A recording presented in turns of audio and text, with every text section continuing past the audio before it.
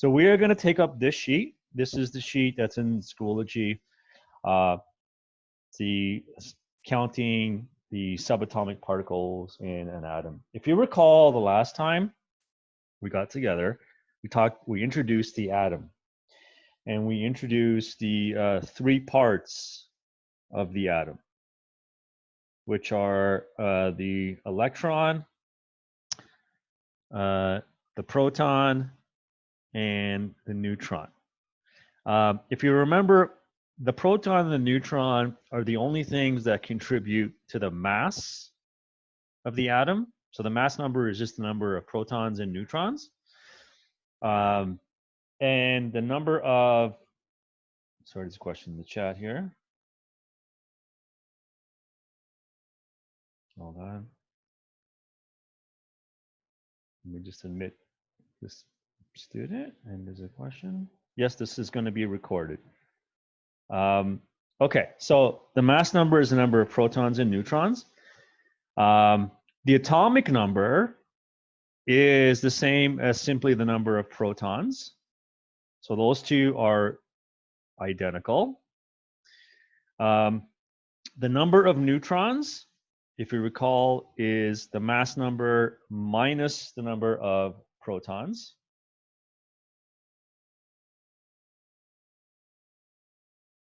Okay, and then the number of electrons when equal, when neutral.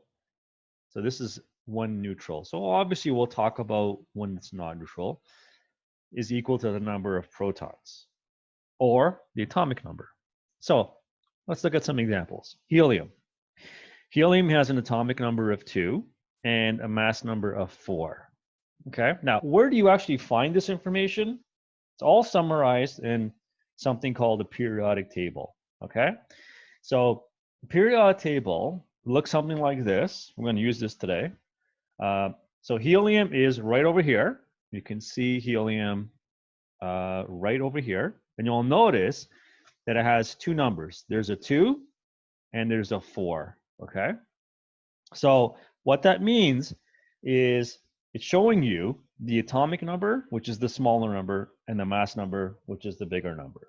Okay, now the atomic number I said is the same as the number of protons, so that would be 2. Atomic number is 2, number of protons is 2. The number of neutrons is the mass number minus the number of protons, so 4 minus 2. So that means the number of neutrons is 2. And if it's neutral, which we're going to assume it is, the number of electrons is the same as the number of protons and the atomic number. So that's also 2. Okay. So the next one, magnesium. Magnesium's atomic number is 12. So if I look at my periodic table, magnesium is right over here. So you'll notice it has the number 12. Okay. Now, according to this, it also has 12 neutrons. So remember, the atomic number is the same as the number of protons. So that's 12. The mass number is the number of protons and neutrons. So 12 plus 12 would give me 24. And the number of electrons, again, is equal to the number of protons, or atomic number, when neutral. So there is the answer for magnesium. If we look at zinc, it says zinc has an atomic number of 30. So if I look at my periodic table, so zinc is right over here. So you see it's got an atomic number of 30. Okay. Which means it has 30 protons. And remember, the number of neutrons is the mass number minus the number of protons. So that would mean 35 neutrons. And number of electrons would be 30 because it's the same as the number of protons or the atomic number. Okay. Bromine's the next one. It's saying that the mass number is 80, which means that these 2 numbers, this one and this one, add up to 80. Now we don't have either one of them. But we have the number of electrons. And if this is neutral, that means that the atomic number is the same, and the number of protons in that 4 would be the same. So now we can do some simple math, and we can say that 80 minus 35 would be 45. So that means the number of neutrons is 45. Okay, so you can see it doesn't require any complicated math. It's just simple addition and subtraction. Next one is aluminum. The number of protons is 13, number of neutrons is 14. We know that these two add up to give me your mass number, 27. The number of protons is 13, so that means the atomic number is 13. And again, because it's neutral, the number of electrons is 13 also. We will deal later on if it's not neutral. We'll talk about that later, okay? The next one is uranium. It's got 92 electrons, so that means the number of protons is also 92, and the atomic number is also 92. So you'll notice that the atomic number, proton number, always the same. The mass number would be the sum of these two, which would be 238. Okay, those two add to 238. The next one is sodium.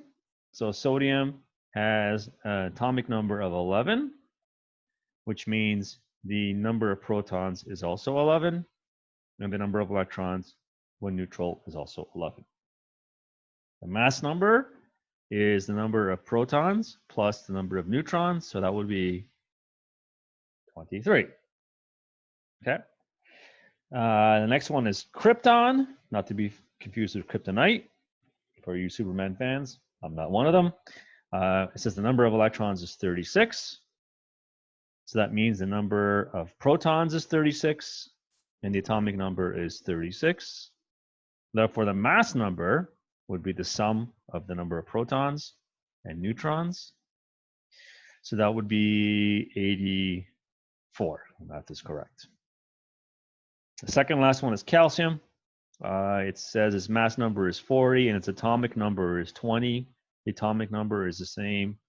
Sorry, number of protons is 20. So the atomic number is 20. The number of electrons is 20 when neutral. And the number of protons is 20. So that means the number of neutrons must also be 20 because these two have to add up to give you 40. The last one is silver. So silver says that it has 47 protons. Okay, it's the number of protons. This is the number of neutrons. If you forgot, so 47 protons, which means the atomic number is 47. The mass number is the sum of these two. So that would give you 47 plus 61 is 108. And when neutral, the number of protons is equal to the number of electrons. So that would be 47. Okay. So that is it for this worksheet. Now I'm going to save it. I think I have this done already, but let me just save it anyways. Okay. Any questions about how to do that?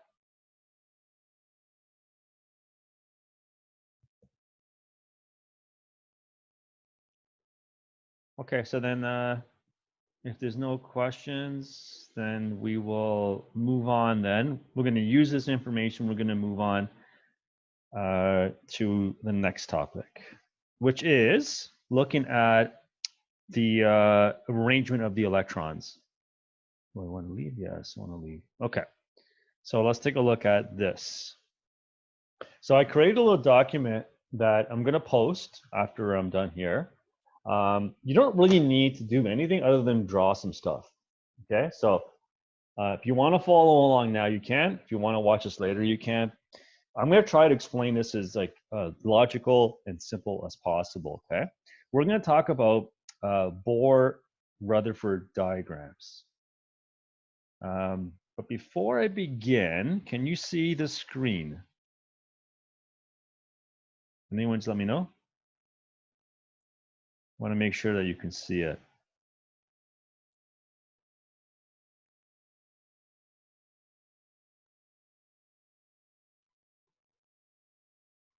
Yes? Okay, cool. Very good. Okay, so what we're going to do is we're going to look at the way, because we've talked about the atomic number, mass number, and then figuring out the number of the 3 subatomic particles, the protons, neutrons, and electrons. What I want to show you today is actually how to draw them out.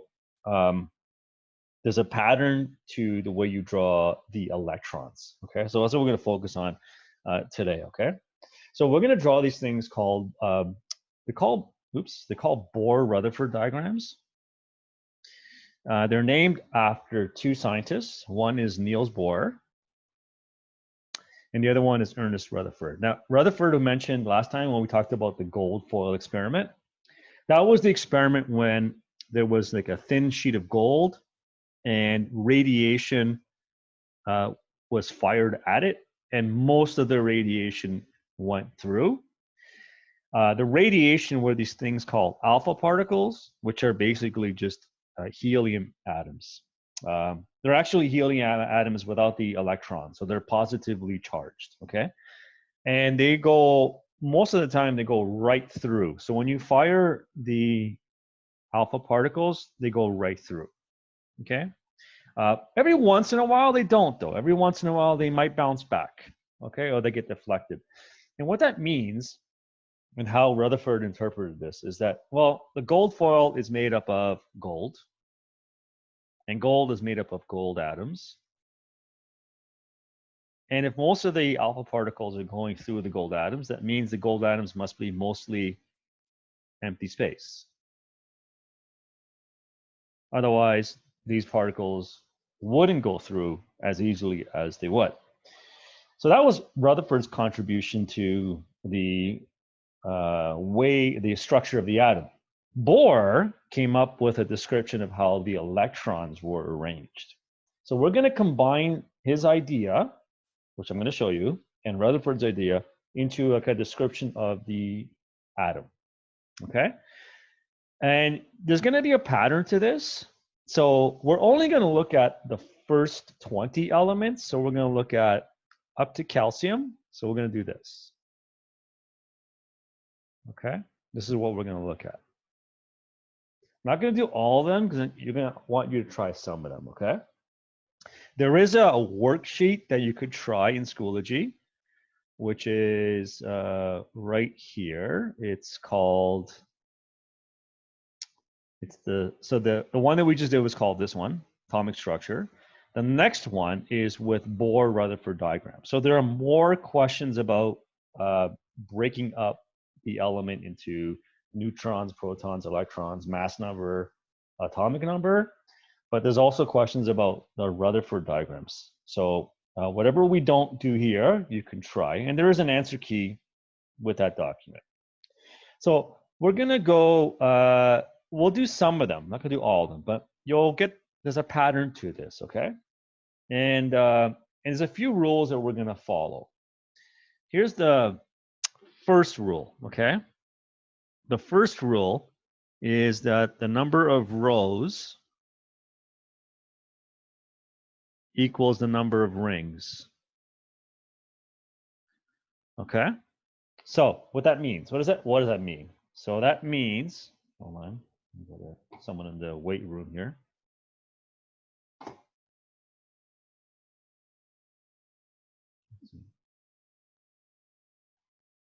Hold on.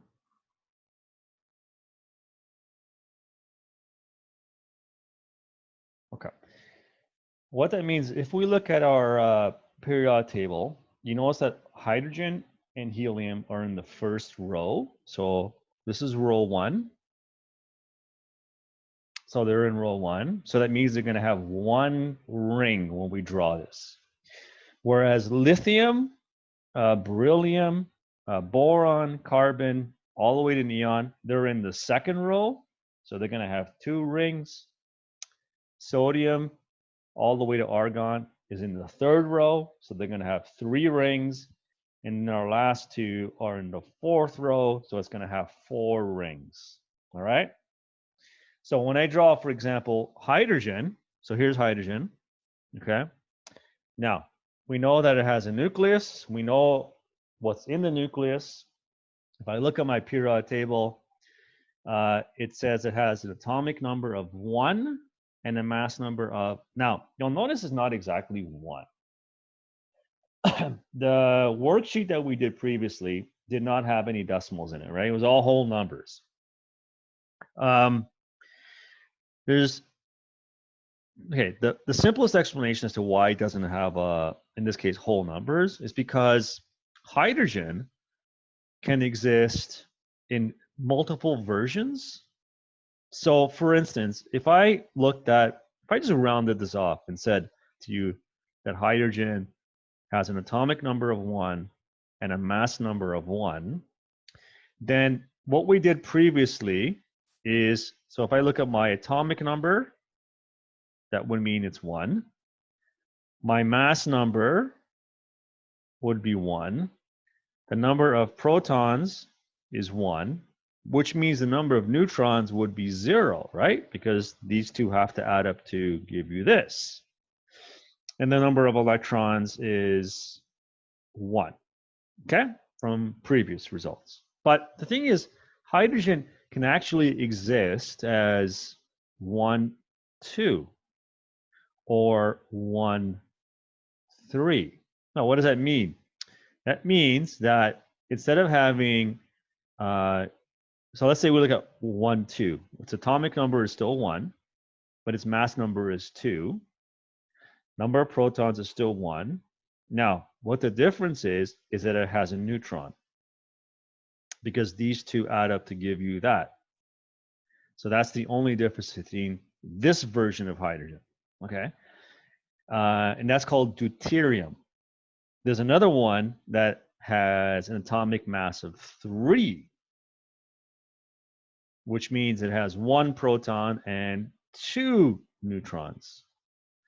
So that would add up to 3.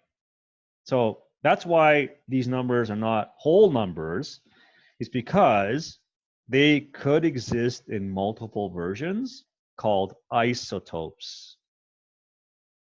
So an isotope is same atomic number, so same number of protons, but it has a different number of neutrons, therefore a different mass number. And if you average out like their masses, then you don't get a whole number. So if I average out the amount of hydrogen 1 with the amount of hydrogen 2 with the amount of hydrogen 3, if I average everything out, I don't get a whole number. I get like a decimal number, right? And that's why you see decimal values here. Anyways, just so you know why they're not whole numbers. But for what we're gonna do, we're just gonna round everything off. If you ever come across a number and you want the mass number, just round it off. Okay, so like for example, sodium, it says it's 22.99. Just make it 23. Okay, like aluminum is 26.9. Make it 27. Make your life easy. Okay. So let's go back to how do we draw the electron arrangement. So we know, let's do hydrogen 1, 1. So it has 1 proton, right? It has 1 proton, it has 0 neutrons, right?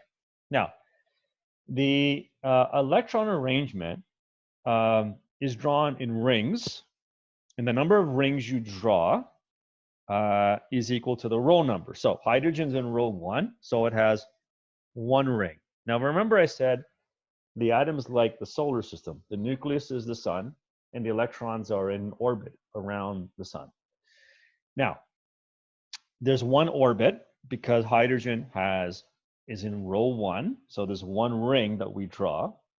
And if hydrogen is neutral, that means it has 1 electron orbiting the nucleus. Okay? So this is the Bohr-Rutherford diagram for hydrogen. For helium, if I was to compare that to helium, let's say I draw helium. Okay, here's my nucleus for helium. I know helium has 2 protons and 2 neutrons, because if I look, the atomic number is 2 and the mass number is 4. So its atomic number is 2, so it's got 2 protons and it's got 2 neutrons. And if I draw the number of rings, it's still 1, because like hydrogen, helium is in the first row. So I would only draw one ring like that. Now, the difference though is if it's neutral, helium would have 2 electrons, right? Now, where do you draw them? Okay, you wouldn't want to draw them like this. Not the best idea. And the reason for that is because they have the same charge. So what that means is they're not going to want to be, they're going to want to repel.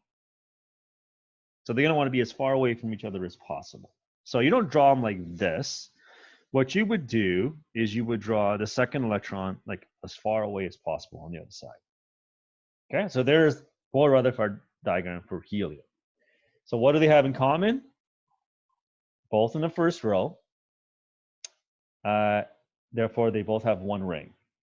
Okay, that's what they have in common. Now, let's look at, for instance, let's say we were to draw lithium. Okay, the next one. Let's do the next one. Let's put lithium. Now, lithium is in the second row. So what does that mean? It's going to have 2 rings. So here's my lithium. Okay. So just for simplicity, I'm not going to put in the values for the nucleus. Okay, I'm just going to leave them out. I'm just going to draw in from here on. I'm just going to draw in the electrons. Okay. Okay. So what it says is that lithium, according to its periodic type, is in the second row. So I'm going to need 2 rings. So I'm going to draw 2 rings. 1, 2. Okay, like this. Now, the other rule is that there's a certain number of electrons that can go in each ring. Okay, so the second rule, so the first rule is the number of rows gives you the number of rings. Okay, the second rule is that row 1 can hold maximum of 2 electrons. All the others, the maximum is 8 electrons. Okay, that's the max. So now we have 2 rules. Number of rows equals number of rings, and the other rule is how many we can put in each row. 2 in the first, 8 in the other ones. Okay, so let's do lithium. Well, lithium it's the third element, so that means its atomic number is 3. So it has 3 protons, but also 3 electrons, right? So if we draw 3 electrons, we can put 2 out here, 1, 2. So that looks exactly like the helium arrangement.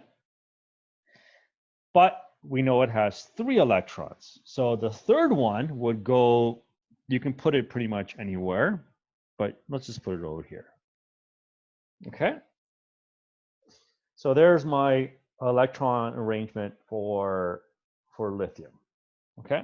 Now, if I, for example, look at neon, neon is the last. Well, there's a question in the chat. Let's take a look.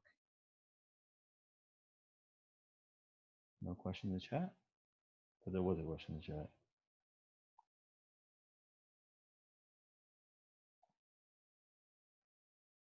Was this, sir, the same as the ring number? Yes, the row number is the same as the ring number. Yes. Yeah, correct. So row number 1, 1 ring. Row number 2, 2 rings. Row number 3, 3 rings. Row number 4, 4 rings.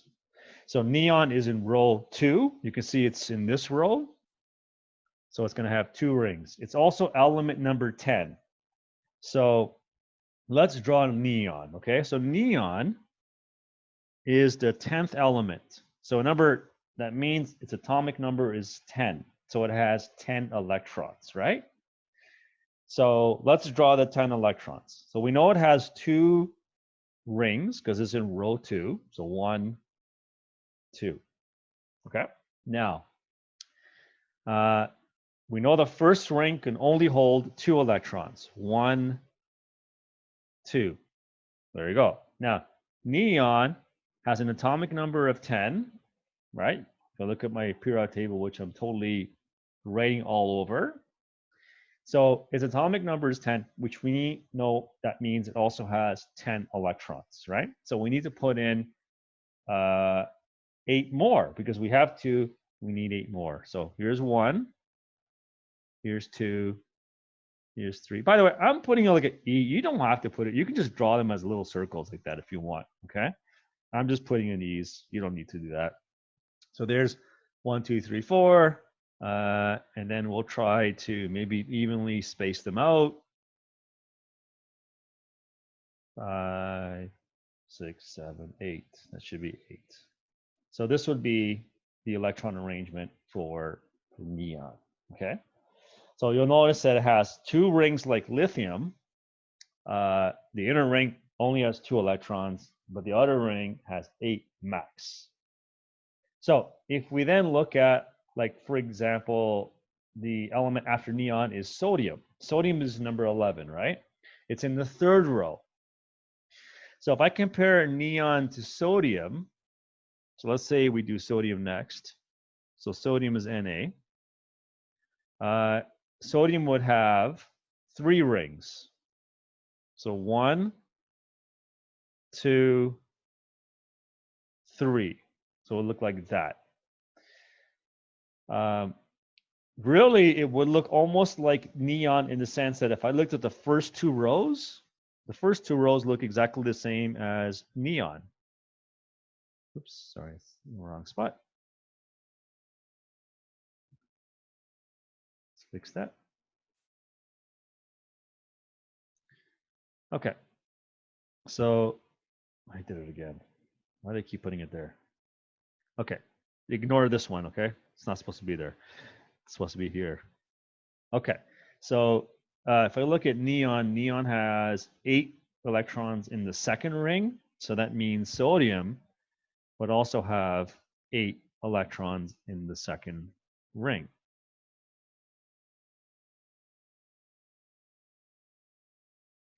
So if I compare, like if I was to zoom out a little bit so you can see it a bit better, maybe. If I compare neon to sodium, the first 2 rings look the same, right? The first ring has 2 electrons, the 2nd ring has 8. Okay, the difference though is sodium has a 3rd ring because it's in the 3rd row. And that 3rd ring would need to, well, in this case, because remember, sodium has 11 protons, so it would have 11 electrons. So we would need 1 more electron in that 3rd ring. So that's the Bohr-Rutherford diagram for sodium. Okay, so you kind of, hopefully you're seeing the pattern here, right? If we do, for example, let's say we look at aluminum. All right, so aluminum is element number 13. So if I draw in aluminum, let's put it in, hold on, let's put it down here maybe. Give myself a bit more room. We'll just do 2 more examples and then that's it. We'll call it a day, okay? So if I do aluminum, aluminum is element number 13. So it's element number 13. It's in the 3rd row. So we know it's going to have 1, 2, 3 rings. Okay? Don't know how to draw a ring. We know the first row only can hold 2. The 2nd row can hold 8.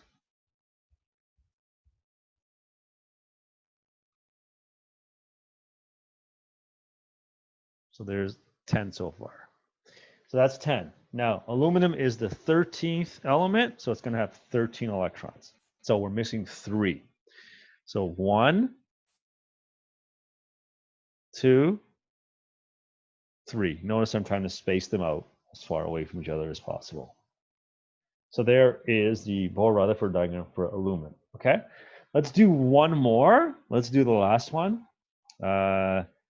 So because we're doing examples from every row. So the last one is calcium. Okay, we'll do calcium. We'll do that as our last example. So calcium is element 20, which means it has 20 electrons, okay? Because it's got the same number as the number of protons, right?